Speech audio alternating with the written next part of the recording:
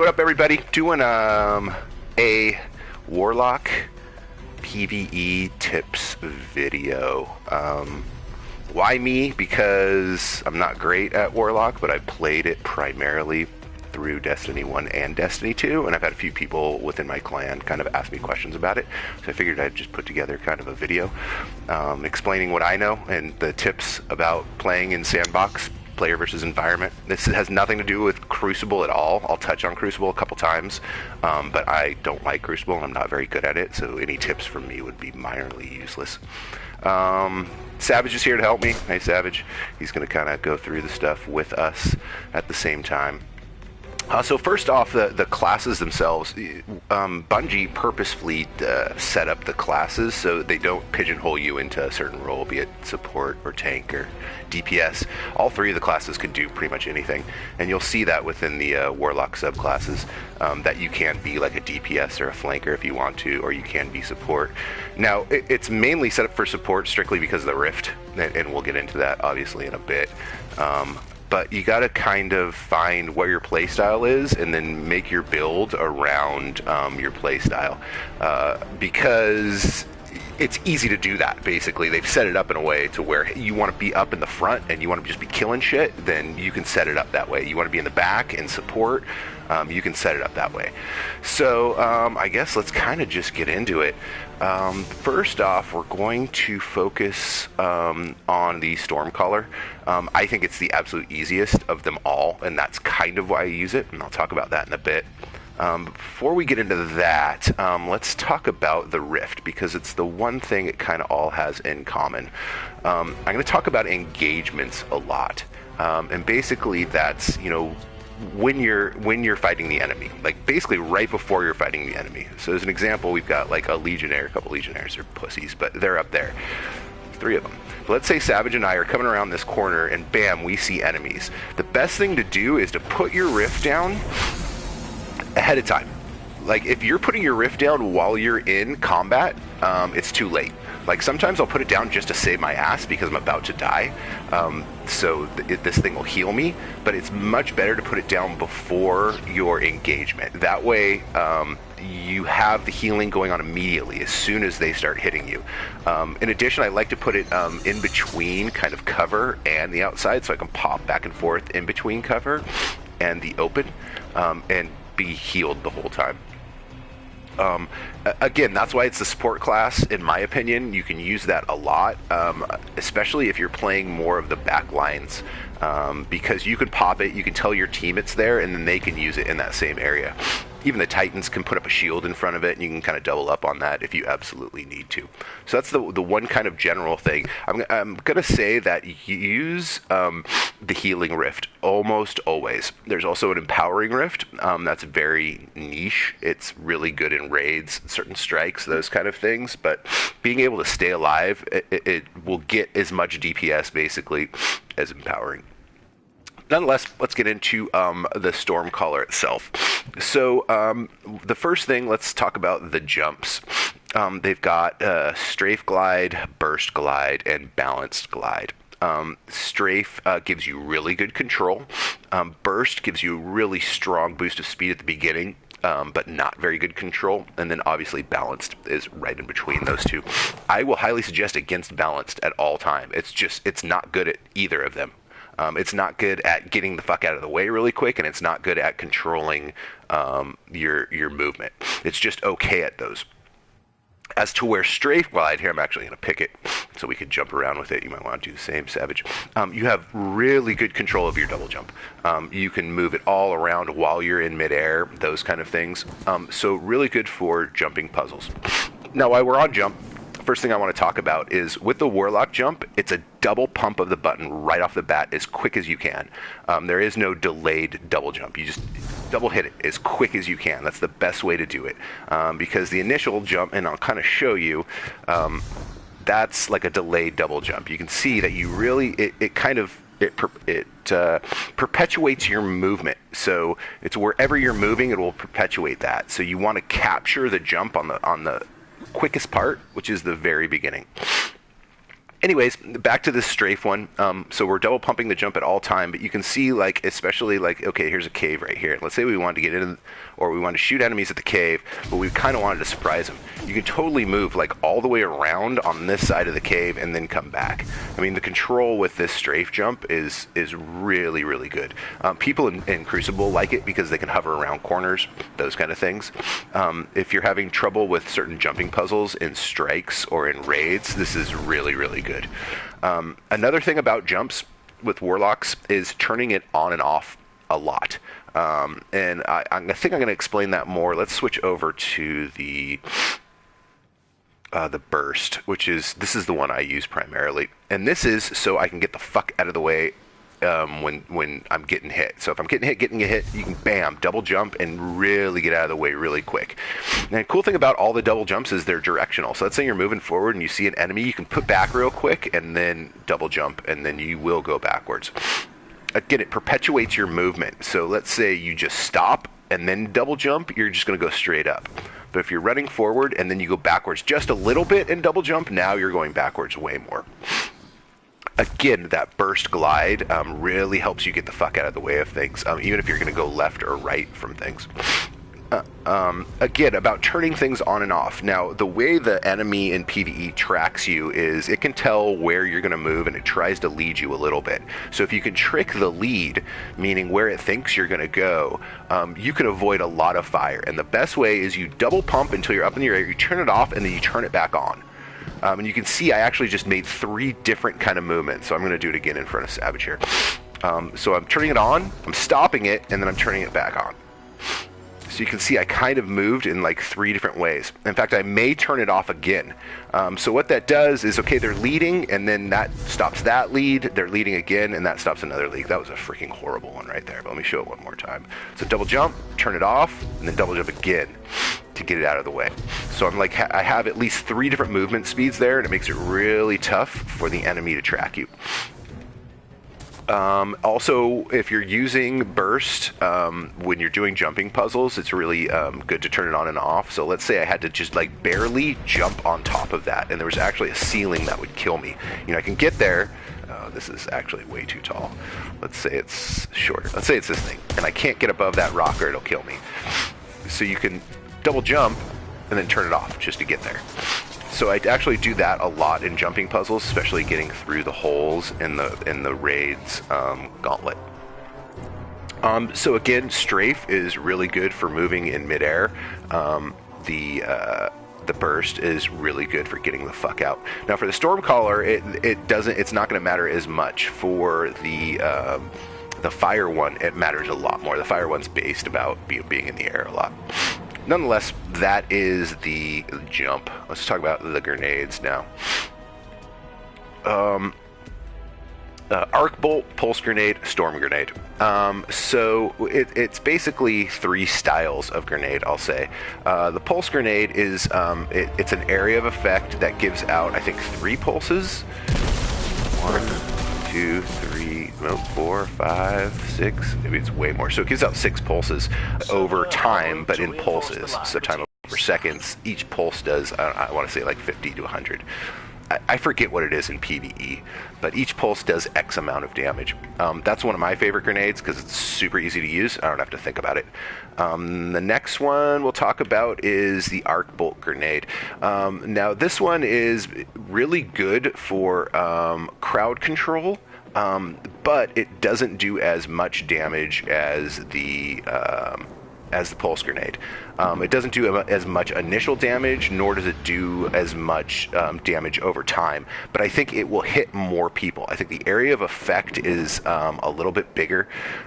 What it does is there's these little projectiles that actually like leap out and will strike things. Here, let's where's some enemies? I'm gonna get this guy. I wish there was more than one, but this guy will be enough. Oh, there is another one. My grenade's almost charged.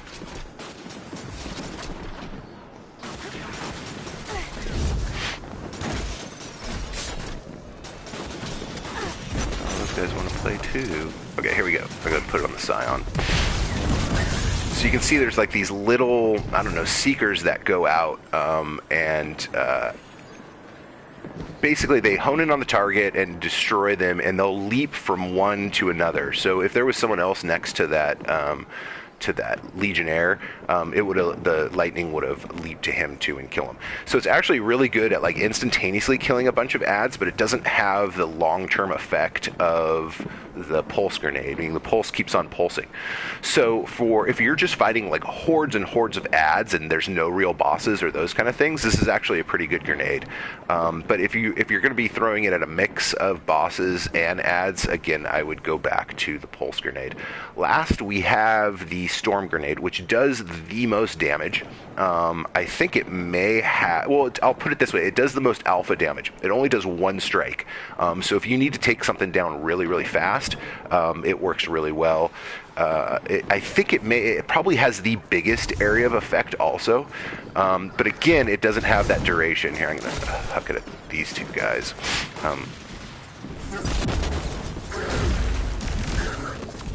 So it's really quick, and it does a lot of damage. Again, I think the pulse grenade does the most damage total. Though it takes a good 3 seconds for all the damage to be put out. By a long shot, I think it does the most damage. But play around with those and find out what you like. The great thing about PvE and Sandbox is like there's no limit to like how you want to experiment with it, because the only thing you're really hurting is yourself. Like if you go into PvP and play with subpar grenades and those kind of things, you're just going to get killed. But in PvE, it's not that way. All right. Back to the skill tree. Let's talk about the attunements. They have attunement of conduction, which is more of an aggressive style of play, and then the attunement of the elements, which is more of a support role. Now for me, I have like I'd say better than average gun game, so I depend mainly on my gun game, and then I use all of my Stormcaller abilities as support for that gun game, which is the reason I'm actually using Stormcaller, so I don't have to think about too much stuff. So I use attunement of the elements, so I'm going to talk about that one first. The first power is the melee.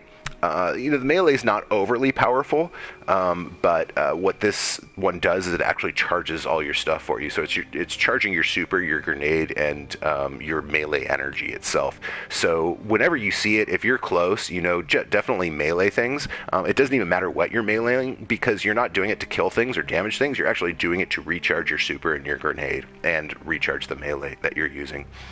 Next is landfall. This is actually really good. When you start your super, you fall if you're in midair, you fall from the ground, and you do a shockwave. It does really, really good damage. Just kind of a bonus. The surge is really good. Your rift, the healing rift, charges faster when your allies are near it, which adds to the arc soul. And this is probably one of the best perks in the whole Stormcaller tree. When your rift is down, you get these little buddies that fly around you, and they do significant damage to the enemies, and they have auto aim. And I'm sure if you've watched any of my channels, you've seen when I put it down that you have these little lights that follow you around. They shoot shit. So that's really good for that kind of support role. So I'm coming up to a combat or something, and I put down my rift. You can see my little buddy there, and he actually shoots at things while I'm reloading, while I'm trying to escape, those kind of things. Lasts for 8 seconds. You can see it in the lower left. As soon as I leave, that counter will go down. But when I go back in there, it'll obviously recharge again. If you're not playing a Warlock, but you have a Warlock on your team and you see these things, even if you don't need healing, just run through it, because you'll get that arc soul for 8 seconds. And again, these things have auto aim, and they do a significant amount of damage. They can actually, there's challenges where you try to kill enemies with these arc souls. So I'll put one down and not shoot, and I'm kind of impressed at how quickly they'll take down some of the lower level guys.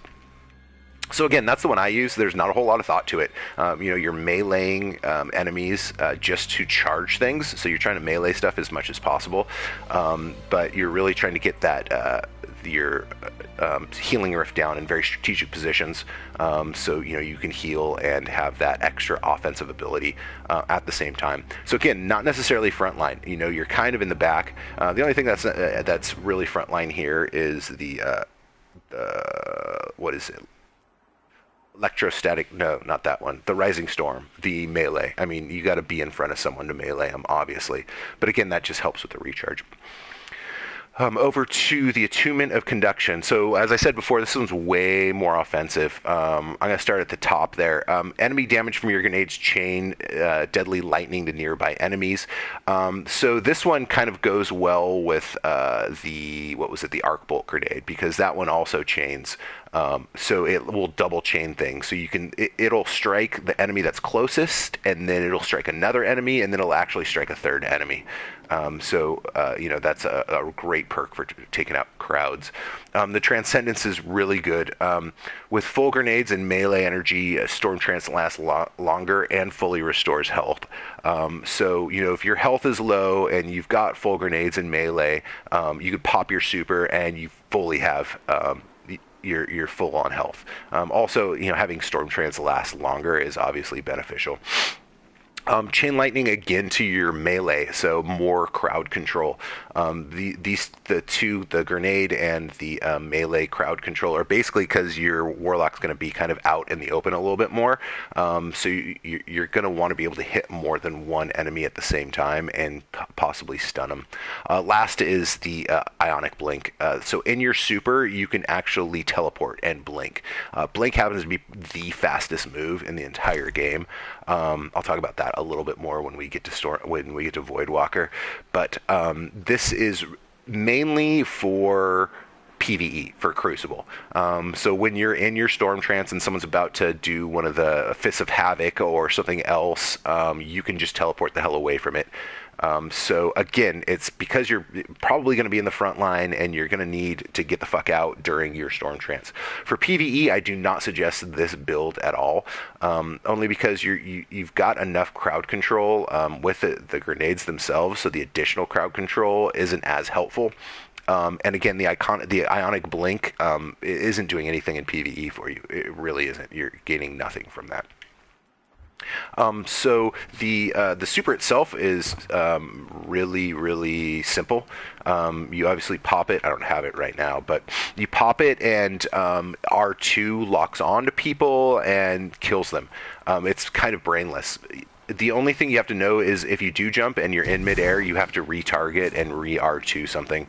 I normally, when supering like a pack of enemies, I'm normally aiming for the yellow bar, the mid boss, because he'll last longer and your lightning will spark from one enemy to another, so that he'll be alive longer, and all the other things that are kind of arcing off of him will just kill. So you're hitting him and all these lightning bolts are hitting other things off of him. He's going to last a lot longer to kill a lot more of those red dots, or the red bars. So yeah, that's why I use it. I'm mainly focusing on my gun game a little bit more, so the Stormcaller is probably the less... You don't have to think about it as much. It's a lot of passive kind of things, and the super itself is very easy to use. Next, let's talk about the Dawn Blade. Now, this one, again, it has an offensive and kind of a defensive build to it. But it's a lot about being in midair, and it's a lot more about movement than the Stormcaller. I'd say this is the kind of the second hardest to play. Again, the Stormcaller is the easiest. The Voidwalker is probably the most difficult. Anyways, again, they've got the rifts are exactly the same. Except for, obviously, you're not going to get that Arc Soul because that was a special ability, the Stormcaller. But use the Healing Rift. The jumps are also exactly the same as the Stormcaller, so I'm not going to go over those again. I'd suggest you use the Burst Glide. For the grenades are really different on this one. You've got the Solar Grenade, which is it's like an area of effect denial, meaning it does basically it's like a ball of flames that does damage over time. So it's good for throwing it into an area that you want to block. It doesn't do a lot of damage, but basically what it does is it keeps enemies from going into it. So if you go into a room and in the next room there's a bunch of enemies that you just don't want to deal with at the time, you got to reload or you got to heal or whatever, you can put it in the doorway and they pretty much won't go through it, so it's got a lot of strategic value. It's not really there for damage per se. Then you got the firebolt grenade. The firebolt grenade was really similar to that the arc bolt grenade, in that it just generates fire bolts instead of arc bolts. Now these do more damage than the arc ones do, but they do not jump from enemy to enemy. So this is really good for just taking out a few guys without having to have a good amount of accuracy. You can just get it in their general area, and these bolts will basically destroy them. Come close. Last, you have the fusion grenades, which in PvE is probably the best one. It does double damage if you stick something to it, bonus damage. So you have to stick things to it, or you have to stick it to things. I'm using these on yellow bars, so I'm putting these on the mid bosses because it's going to be doing the most damage. If you have a hard time sticking things, don't use the fusion grenades, use the firebolt. The firebolt gives you a lot more leeway on your accuracy, and does a decent amount of damage. Because if you're not going to stick things with the fusion, it's not doing anything for you, because the fusion actually has very small area of effect. I don't think it even is past a meter, so it really is only killing one thing at a time. It's just really good at killing one kind of mid-boss. The solar grenade is good for certain parts of raids, but I don't really use it that much. I don't use the firebolt only because I use the fusion. So I'll be going back and forth between the solar and the fusion, being primarily fusion. If you have a hard time sticking things, just go to the firebolt instead. Off to the two subclasses. So we have the Attunement of the Sky and the Attunement of the Flame. Attunement of the Sky is obviously the offensive one, and the Attunement of the Flame is more of the defensive one. We'll start with that one, the Attunement of the Flame. Igniting Touch. It's just melee. It causes them to burn and explode. It's nothing all that great. It's better for PvE. Only because you can track people if they're doing damage over time, because you can see their bar. But it's just okay. Fate of the Flame is actually pretty good. The Daybreak projectiles, and Daybreak is your super. They seek things and then they explode. So it makes the super much easier. Basically, you're not aiming as much. When you super, you're like shooting flames out of your sword and those kind of things, and this will help obviously hit things with that. Everlasting Fire is killing an enemy with Daybreak, extends it, so when you're in your super, if you're killing enemies, it makes it last a lot longer. And the Phoenix Dive, and this is kind of its support thing. So when you're in midair, you hold circle, and you basically descend all the way down and kind of like make a little explosion, but it heals you. It restores your health. So that's kind of how, like, if you're getting hurt and you're in midair, you do that really quick. You don't even have to be in midair. In fact, I think... Oh, wait. I'm going to hurt myself really quick. Oh, I can't hurt it, but this is it. So if I was... Oh, and then I put my rift down at the same time. Be careful of that. So if you're hurt, you don't even have to be in midair. You can just jump and do it really quick. I don't know what the recharge on it is, but it's pretty quick. You can see I'm doing it relatively quickly. So you can heal yourself really quick with this thing if you've got it. Yeah, so I think if you hold down circle and you have your rift, it'll actually do them both. At the end, we'll go through exotics, because I think there's an exotic that actually helps with that. So this is a good one if you're having a hard time kind of staying alive, and you want to play the Dawnblade. This is a really good one because you can just continue to heal yourself with that thing. Up to the more offensive one, the Attunement of the Sky. So we've got, starting at the top, we got Healing Rises. So Airborne Kills. So this one, I'll just forewarn you, you're going to want to be in the air a lot, which is scary because it's really easy for the enemies to get you. But if you become good at it, it kind of is super fun. It's difficult, but super fun. So first, Airborne Kills, your grenades and your melee will recharge. Excuse me, and also casting your super will automatically fill your grenade and melee again, and that's just to make your super even better. Next is the Winged Sun. you can engage. So this basically, when you're midair, when you're gliding, you can hover, sort of, while you're in midair. Then we've got Swift Strike. So this is kind of similar to the Igniting Touch, but this one actually helps you out a lot more. So you are burning them, but you're also increasing your movement and your reload speed. So it's kind of a get the fuck out. So like if you get hit, let's say a yellow bar kind of sneaks up on you and hits you really quick, you can melee them, and that will actually help you get out and maybe reload whatever weapon you're on. Last and kind of the coolest one is the Icarus Dash, which is the mid-air dodge.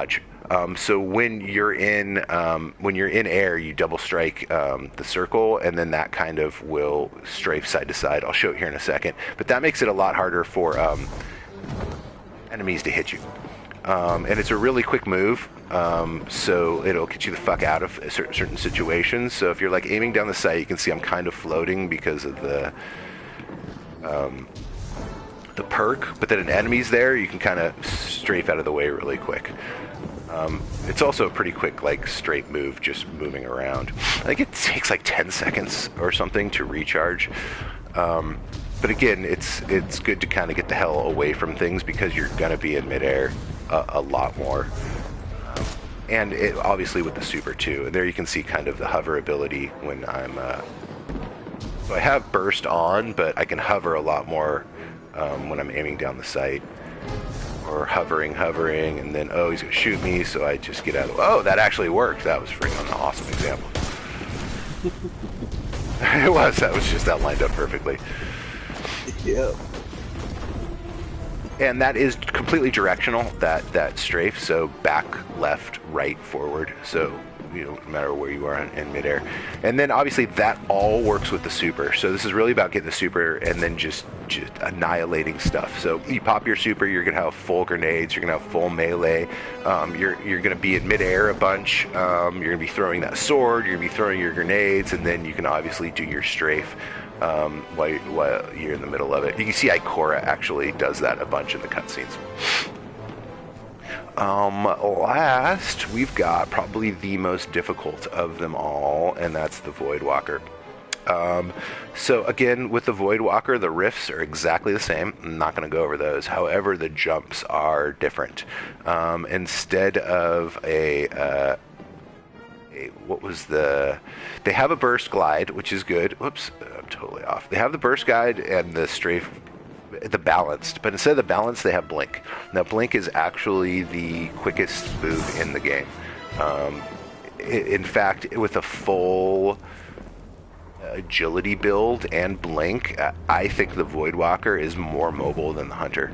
And hunters will disagree with that, but I think the internet will actually agree with me. So it's used a lot in PvE. Blink is absolutely awesome, but it's super difficult, and you've got to get used to it. So if you really want to master this, just go around in certain areas and, you know, find parkour things to get a good idea of where you're blinking. I mean, and it's even to where, like, if you're facing an enemy, you can blink straight up, which gets you the hell out and allows you to kind of hit stuff from above. So this is, you know, one of the primary advantages of the Voidwalker itself, which is a lot on mobility. And the blink recharges really fast too, which is nice. So that is a major difference, obviously, than the other two, in that it has a really cool blink. I don't use it that much. I normally still use Burst Glide. Again, it's because I'm kind of lazy. If I, you know, was more of an attuned player, I'd probably use Glide a lot more. To the grenades are really similar to the sun, the fire one. You have Vortex, which is the same as like the God, I forget the names of everything, but this is the area denial one. So this will create basically a bubble that does a decent amount of damage. Again, it's for, you know, blocking off doorways, those kind of things. It's got the Axion Bolt, which is probably the best one actually. This one has that's Void Light that seeks out. So, you know, you had your Arc Bolt, you had your Fire Bolt. Now we have our Axion Bolt, which is the Void Walker. And then last you have a Shatter Grenade. So it is a little different than than the fusion grenade. So the shatter grenade is more, it has more projectiles, I guess, more little things that go out. So this is kind of, you know, I don't actually know what it's good for. I got to be completely honest. I haven't used it that much. I think it's good for small adds, but I don't know why it would be better than the Axion bolt. Let's see what it looks like. So it looks like it's just more projectiles. It doesn't look like it's very good. Nonetheless, Axion bolt, we're going to kind of focus on that one. That is actually the one to use. And that'll be due to the attunements that we've got. So again, we've got the attunement of chaos, which is the offensive one, and the attunement of hunger. We'll start with the hunger one. Now, this is all about regenerating your own health. So this is really good, again, if you're having kind of problems staying alive or those kind of things.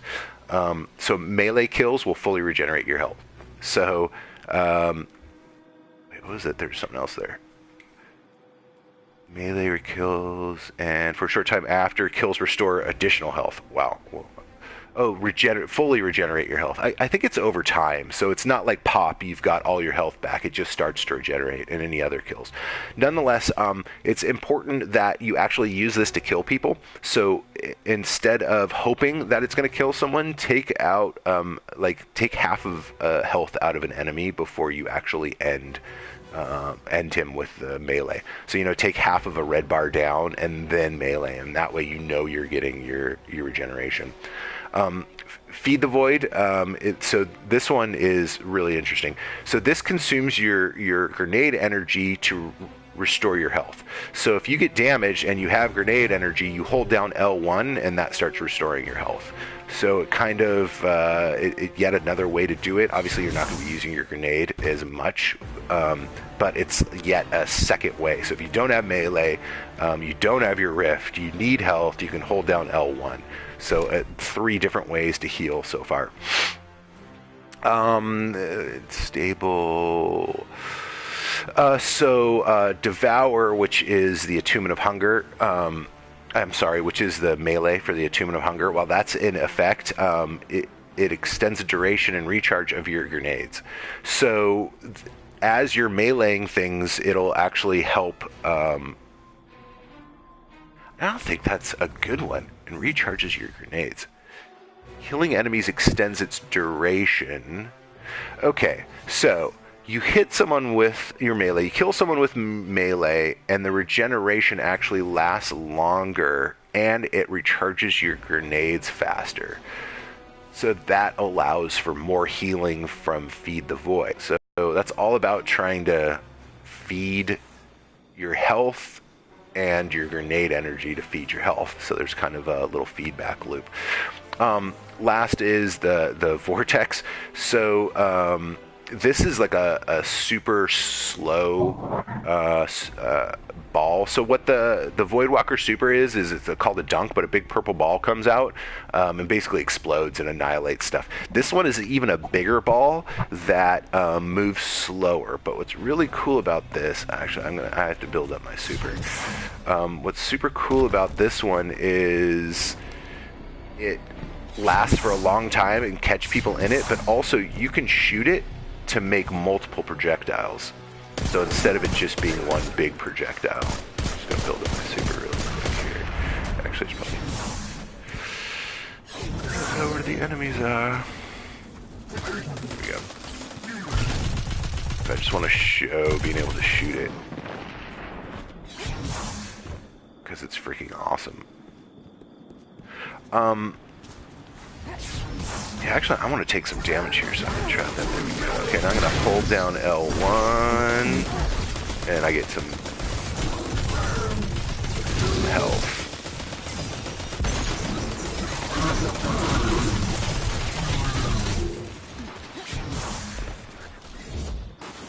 Chest. Oh, I'm taking more damage. I'm going to go melee kill, but I want to make sure I kill him. And more health. Oh, I had full health. But you can see Devour's on the lower left.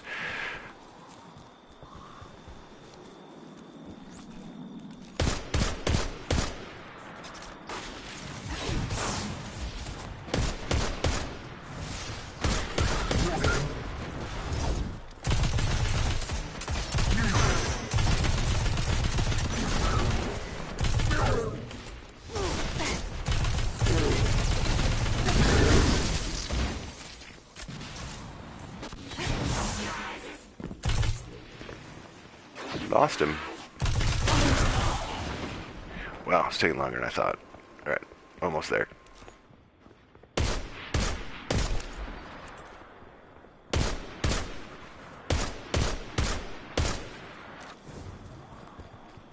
That orb of light should do it. Where is it?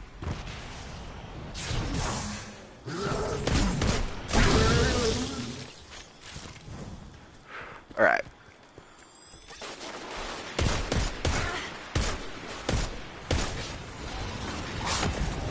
Okay, so I'm going to cast it, and then I'm going to shoot it. But I'm going to do it from back here, so it doesn't automatically kill shit. Here we go. Oh, I wasn't able to get to it. Anyways, that kind of sucks. You can see it kind of lasts a while. Maybe. You know what? I think I'm wrong. I think it's the other one. After all that. Yep, I'm totally wrong. This is just a normal Nova Bomb. Wow, just wasted all that time for that. I guess I should have read ahead of time. Alright, nonetheless, I'm going to take hiding back here, because we're going to take a look at the other tree. Alright, so on the more offensive one, Attunement of Chaos, the void ability causes enemies to explode, so that's just another way of crowd controlling. It's basically any void ability, so your melee, your grenade, or your super. The accelerant, okay, so this one's kind of the opposite of the, what was it? Feed the void. So this one, actually, you can draw enemy from your super to make your grenade more deadly. And what that does is for the Axion Bolt, that's why I was saying let's focus on the Axion Bolt, it actually adds another bolt to it, which gives it a significant amount of damage. My grenade's not up, but I want to show it. So long as you have super, and I don't know how much it takes. Anyways, I'll get back to that here in a second.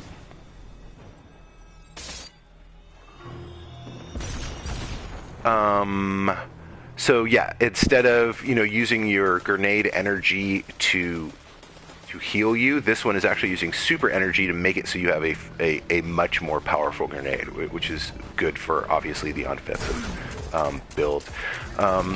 This is basically the melee helps recharge your grenade. It also heals you. So it doesn't heal you that much.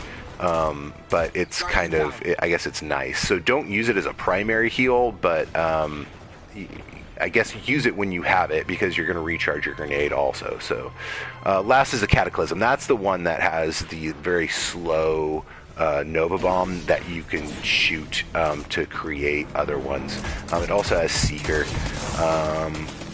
which kind of helps it seek down an enemy. So I don't know if you guys are probably doing the same, but I'm going to try throwing the big Axion Bolt grenade.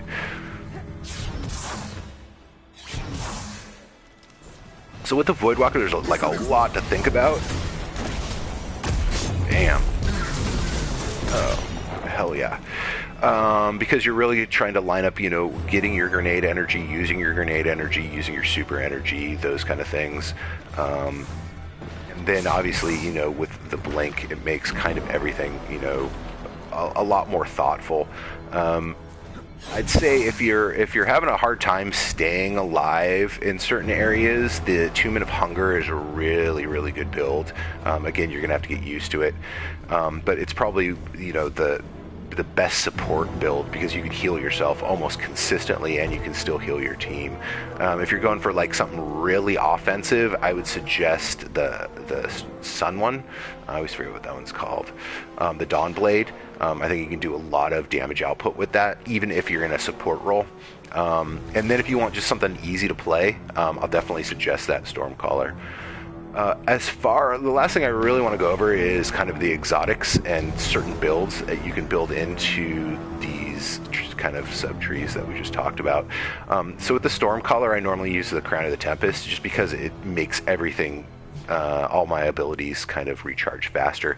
In fact, each one of the subclasses has a helmet like that, so I think, yeah, the Void one is the Nazariak Sin, and then Fire one is...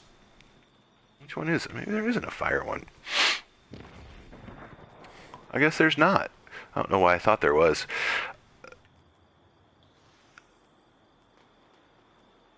Oh, I'm just not... Yeah, Crown Tempest.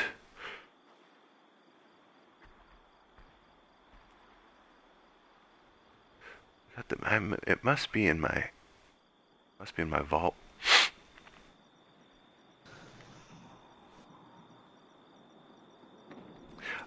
So sorry, back to these things. For the Voidwalker, one of the ones I really like to use, where is it? It gives you another bolt for your Axiom. Fusion, Dawnblade. God, I probably don't even have it on me.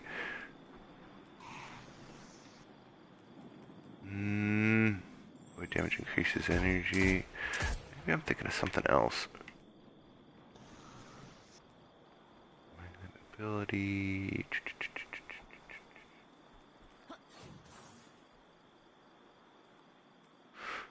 Huh. It must be the Starfire Protocol. No, because that's fusion.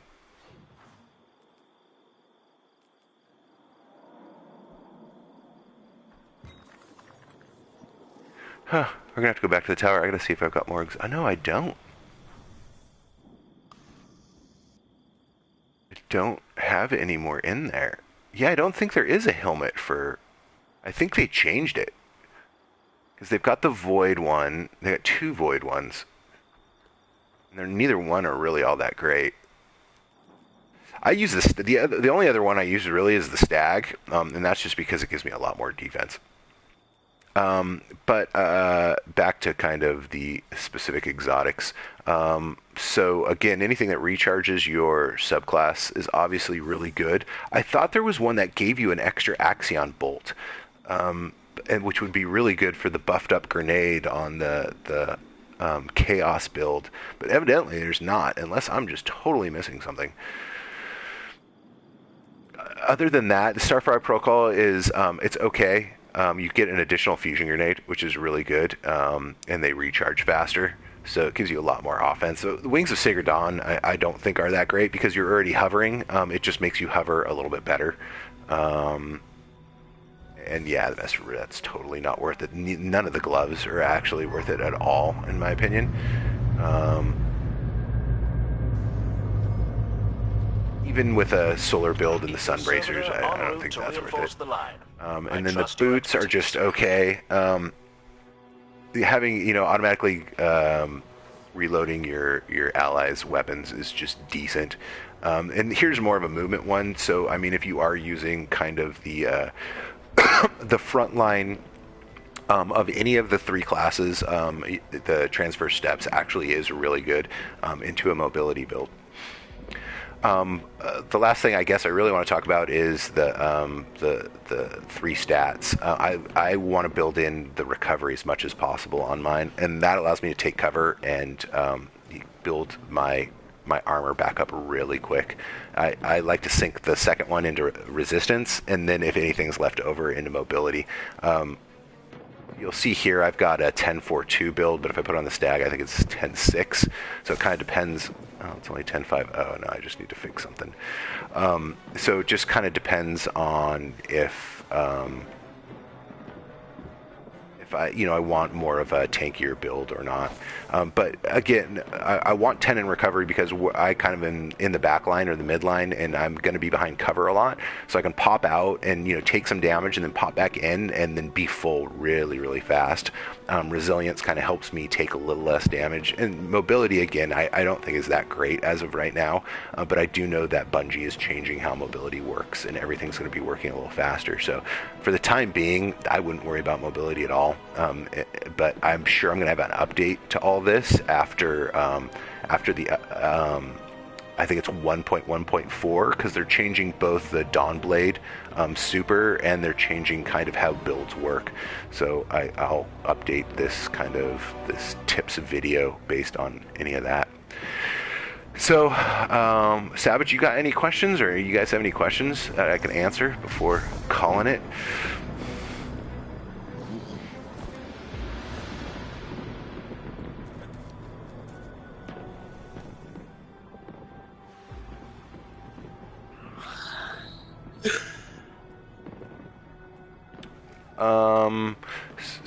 So Queen was asking how to change actually these numbers here.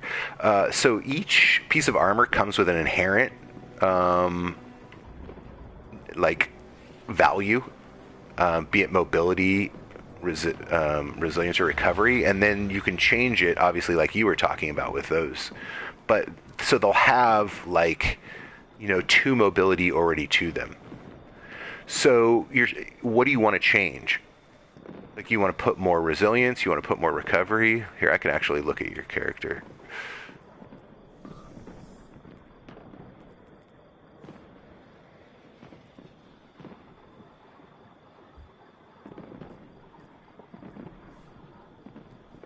So it's probably your helm. Your helmet is probably giving you a lot of mobility.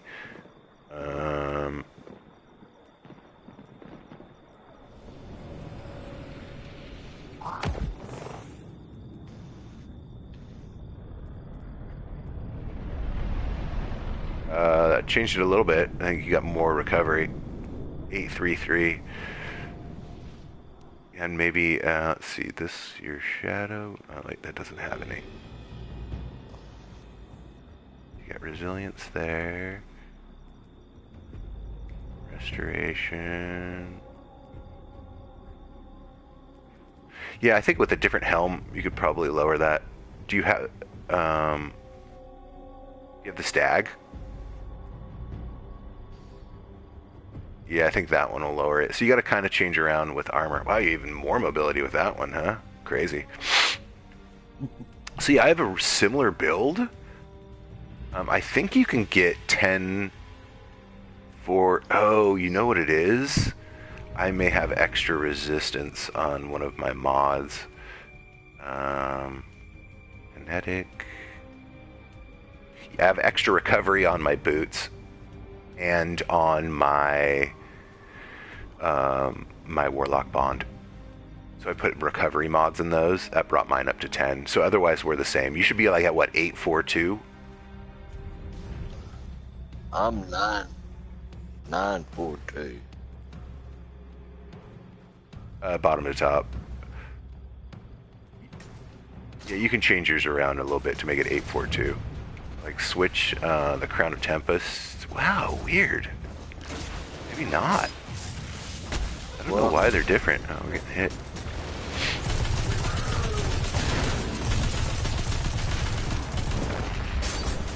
I don't know. I'll have to look at yours in a little bit more detail, Queen. Because it should be the same. Oh, unless you have... You know what it is? I think you have mobility mods instead of restorative mods. Here, let me look.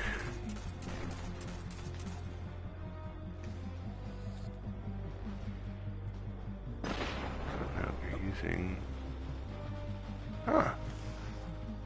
Interesting. Well, how does mine look?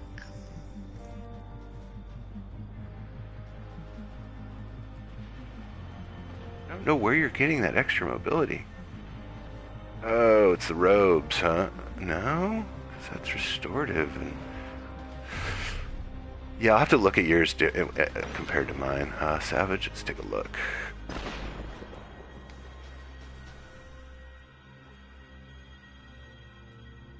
Yeah, so yours is the same as mine. Ooh, you actually have resilience in there and mobility. Yeah, you stacked yours with mods. That's actually really good. So, yeah, you've got your recovery on the gloves, resilience on your chest, mobility on the boots. I would switch on the boots recovery instead of... Oh, you have recovery on the boots. Recovery on the boots. Oh, you got the arc subclass recovery. Oh, you do? Okay, so you have double recovery. My bad. You have recovery. Yeah, so that's good. Yeah, as much as you can get into recovery, and then resilience from there, and then obviously the ability to last. All right, well, I think I'm going to end the video there. I'll add another one actually after the update, and then I'm going to probably collect some more questions from friends and clan and stuff and those kind of things. But definitely leave feedback. And wow, someone wants to send me $500. It's freaking nice. He can't speak English, but he wants to send me $500. How sweet. Oh, anyways, you guys, thanks for watching, and Savage Queen, thanks for participating. Until next time.